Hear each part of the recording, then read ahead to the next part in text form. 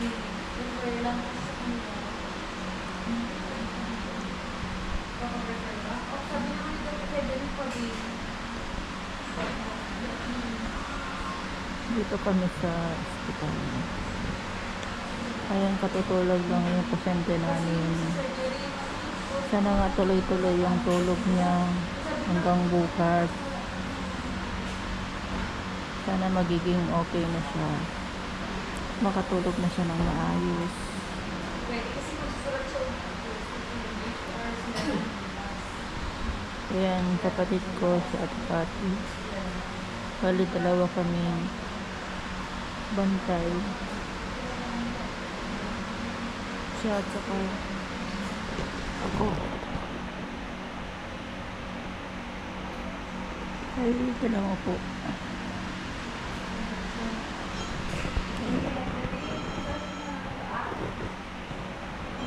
Kasi meron kasi yung time na ano siya, hindi naman siya nagwawala, pero nagigising siya, tapos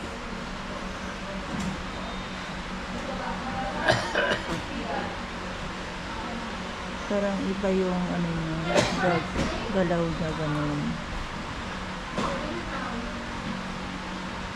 Para siyang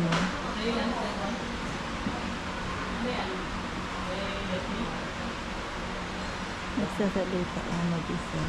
Para siyang mga sinasabi, ganun.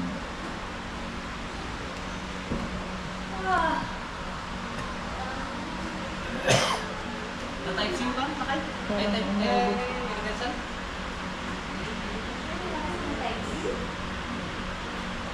Parang medyo naubo-ubo lang siya.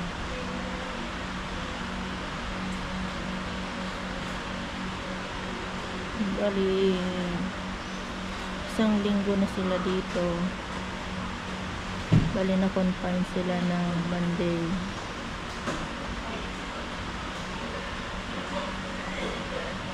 Tapos kahapon ng umaga din kami dumating dito. Galing kami ng Manila, Cavite. Dalawa kami ni Ate Pati. Bali, ang nagbantay dito ng Wednesday, yung panganay namin sa Adeline, hanggang kahapon, kaninang umaga.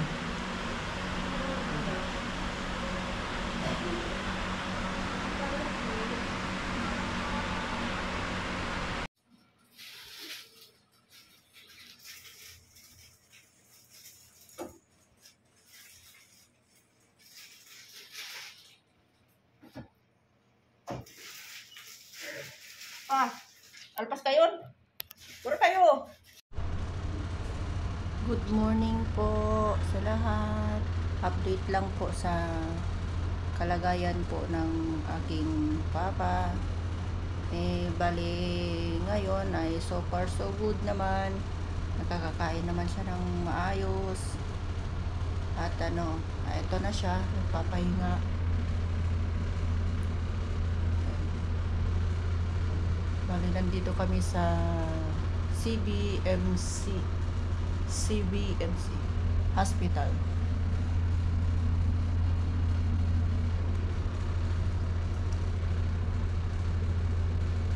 Tutulog siya.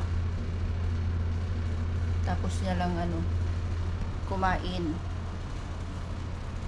Tapos na rin siyang na visit ng kanyang doktor. Ito guys ay kumbaga hindi siya inaasahan na pangyayari, biglaan.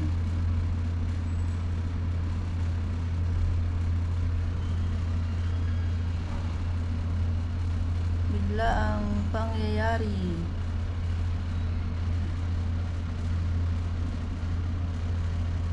Bale, nandito kami sa Tuguegarao City.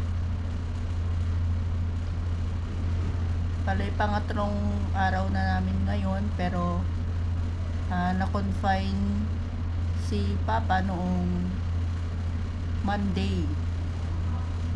Bale, 1 week and 3 days na niya ngayon. Yan.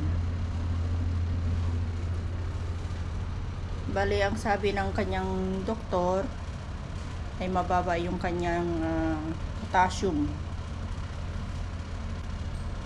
So, mamaya, bali, dadalhin siya sa magpapa CT scan.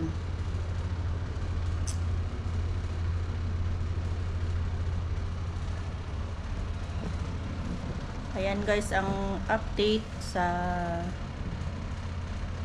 araw na ito. Wednesday. 10 ba ngayon? 10 yata ngayon.